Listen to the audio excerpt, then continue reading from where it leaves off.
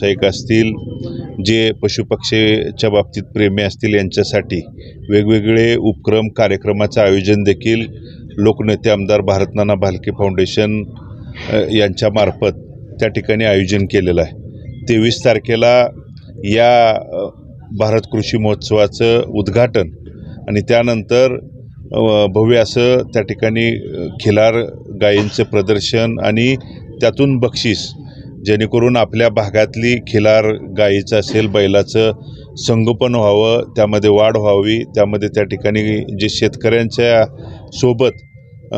काबाड कष्ट करणाऱ्या खिलार जातीचं त्या ठिकाणी संवर्धनाच्या दृष्टिकोनातनं खिलार गायींच्या बैलांचं प्रदर्शन आपण 23 तारखेला आयोजन केलेलं आहे। 24 तारखेला आपण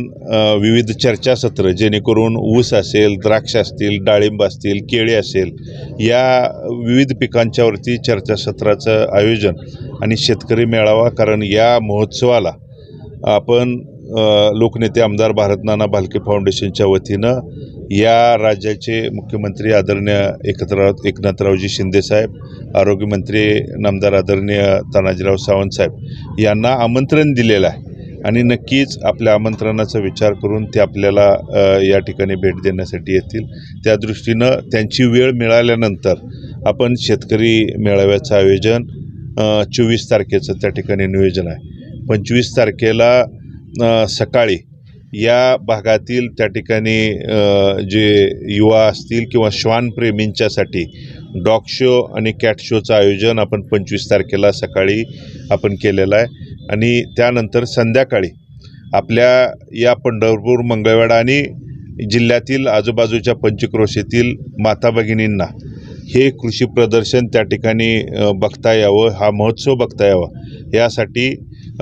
त्या ठिकाणी हळदी कुंकू आणि खेळ पैठणीचा हा कार्यक्रम सांस्कृतिकच बरोबर या शेतीविषयक त्यांना त्या ठिकाणी ज्ञान व्हावं। दुग्ध व्यवसायात आज आमच्या पुरुषांच्या खांद्याला खांदा लावून माता भगिनी ग्रामीण भागात त्या ठिकाणी काम करत आहेत, कष्ट घेत आहेत, त्यांना त्या ठिकाणी विविध गोष्टी बघता याव्यात, ज्ञान घेता यावं, यासाठी महिलांच्यासाठी त्या दरम्यान कार्यक्रम आपण आयोजित केलेला आहे। त्याचबरोबर 26 तारखेला सकाळी आपण त्या दुग्ध व्यवसायाच्या बाबतीत चर्चासत्र करण्यासाठी कोल्हापूरचे पाटील साहेबांना त्या दरम्यान आपण आमंत्रित केलेलं आहे। त्यांचं युवा वर्गांच्यासाठी दुग्ध व्यवसाय हे त्या ठिकाणी पुढची भविष्यकाळातली दिशा म्हणून त्या गोष्टीचं चर्चासत्राचं आयोजन आपण त्या दरम्यान केलेलं आहे आणि संध्याकाळी या भारत कृषी महोत्सवाचं त्या ठिकाणी सांस्कृतिक मराठी पाऊल पडते पुढे या कार्यक्रमानं समारोपाचा कार्यक्रम असं 4 दिवसाचं या महोत्सवाचं आयोजन, यामध्ये विद्यार्थी मित्र असतील, विद्यार्थिनी त्या ठिकाणी असतील, या भागातले शेतकरी असतील, वडीलधारी मायबाप जनता असेल, या सर्वांनी मी आपल्या माध्यमातून त्यांना विनंती आणि आवाहन करणार आहे की या महोत्सवाच्या माध्यमातून पहिल्यांदा आपल्या या भागात मोठ्या स्वरूपात अशा पद्धतीचं भारत कृषी महोत्सवाचं आपण आयोजन केलेलं आहे। त्या महोत्सवामध्ये आपण त्या ठिकाणी सहभागी येऊन आम्हाला आशीर्वाद, पाठिंबा, सहकार्य व्यक्त करावा आणि या महोत्सवाच्या आयोजनाची शोभा वाढवावी, ही सर्व इथल्या तमाम मायबाप शेतकरी मायबाप जनतेला मी विनंती करतो आणि मी थांबतो। दादा, खरं तर तुम्ही बियाण्याचे अजून नेते आहात, त्या बियाण्याचं कुठं नाव उल्लेख तुमच्या बॅनरमध्ये कुठे केलेला दिसत नाही, त्यांच्या नेत्याला पण आमंत्रण दिले का तुम्ही? मी मुळात हा कार्यक्रम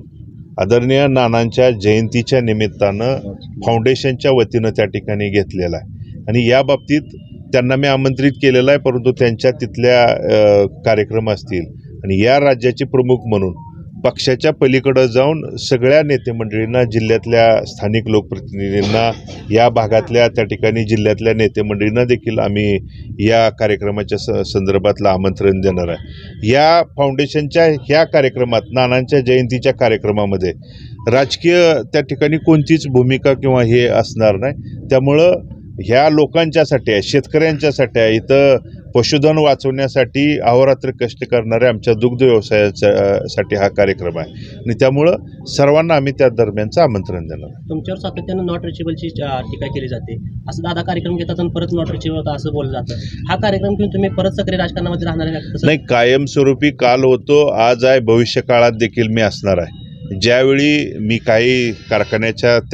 त्या दरम्यानच्या अडचणीमुळं मी त्या ठिकाणी भेटू शकलो नव्हतो. हे काय मी त्या दरम्यानसुद्धा ऑन माईक सगळ्यांच्या समोर येऊन त्याबाबत जाहीर खुलासा करून